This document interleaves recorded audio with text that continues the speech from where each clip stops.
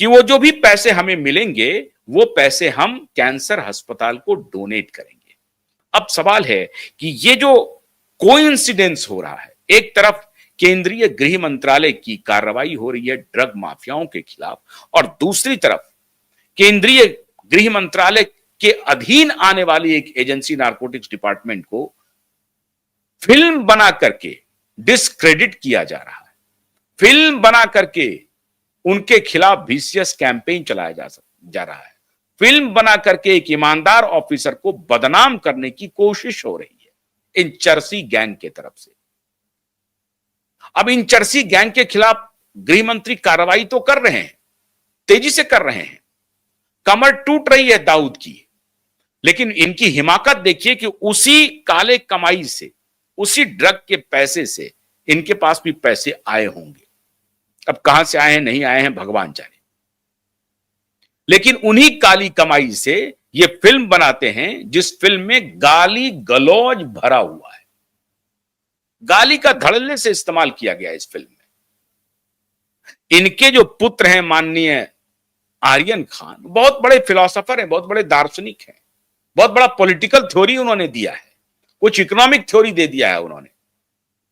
हां, उनकी economic theory यह है कि कैसे क्रूज पर अपने 50-60 मित्रों को ले जाकर के पार्टी मनाई जाए, उसका क्या इकोनॉमिक्स हो सकता है, उससे कैसे इनकम जनरेट किया जा सकता है, उससे कैसे ड्रग के बाजार को बढ़ाया जा सकता है, इसकी बहुत अच्छी ट्रेनिंग दे सकता है आर्यन खान।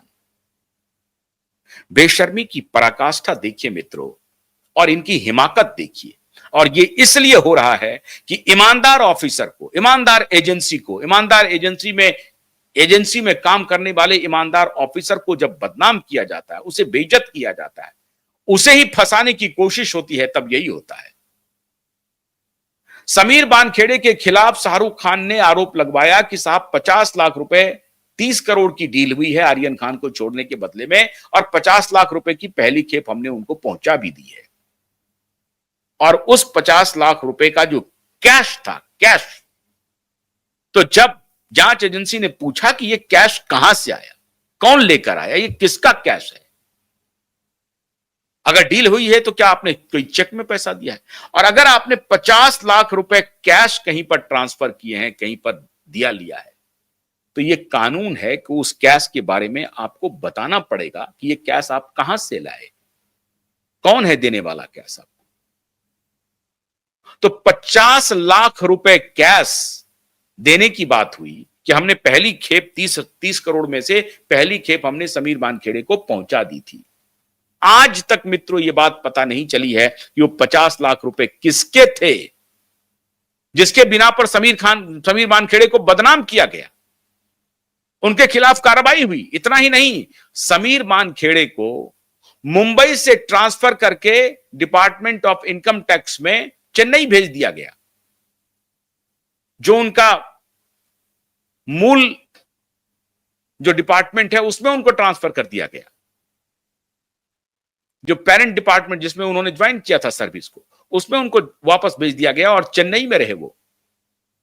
और नारकोटिक्स डिपार्टमेंट के जो बड़े बड़े अधिकारी थे, उनने इन माफियाओं के साथ मिलकर के, इन चरसी गैंग के साथ मिलकर के ये चार्ज फ्रेम किया, ये बनाया, ये कॉन्कॉक्टेड स्टोरी प्लांट किया समीर बानखेड़े के खिलाफ। और समीर बानखेड़े को उसकी कीमत चुकानी पड़ी, उनको ट्रांसफर झेलना पड़ा, उनको मुंबई से चेन्नई जाना पड़ा, परिवार से दूर जाना पड़ा। खैर, परिवार से दूर तो बहुत सारे ऑफिसर जाते हैं ट्रांसफर होता है तो, लेकिन ये ट्रांसफर इसलिए नहीं हुआ था कि ये नॉर्मल केस में उनका ट्रांसफर हो गया। ऐसे कम से कम 15-20 ऑर्गेनाइजेशन में, 15-20 डिपार्टमेंट में समीर बानखेड़े ने अपनी सेवा दी है और हर जगह शानदार उनका परफॉर्मेंस रहा है। अब कैट के आदेश के बाद फिर से रीइंस्टेट कर दिया गया है समीर बानखेड़े को। ये चेन्नई से लौट आए हैं, मुंबई फिर लौट आए हैं, और मुंबई में जब ये लौटे हैं तो अभी दिशा और सुशांत के केस में अभी इनका एक एफिडेविट कोर्ट में सबमिट हो गया है, कागज आ गया है, उसके बारे में भी मैं आपको बताऊंगा। दिशा केस में, सुशांत केस में किस प्रकार से ब्रॉड डे लाइट में रिया चक्रवर्ती झूठ फैलवा रही है, मीडिया वालों से कहलवा रही है कि सुप्रीम कोर्ट ने रिया चक्रवर्ती को क्लीन चिट दिया। बताइए, साफ साफ कैमरे पे आकर के एक प्रतिष्ठित चैनल के एक एंकर पूछ रहे हैं कि आपको तो सुप्रीम कोर्ट ने क्लीन चिट दे दिया। माने अभी भी नारकोटिक्स डिपार्टमेंट का मुकदमा चल रहा है रिया चक्रवर्ती के खिलाफ, और रिया चक्रवर्ती को कहीं भी जाना होता है तो नारकोटिक्स डिपार्टमेंट से अनुमति लेकर के ही जाना पड़ता है। फिर भी यह प्रचारित किया जा रहा है कि रिया चक्रवर्ती हर तरफ से बच गई है। आर्यन खान के खिलाफ केस चल रहा है,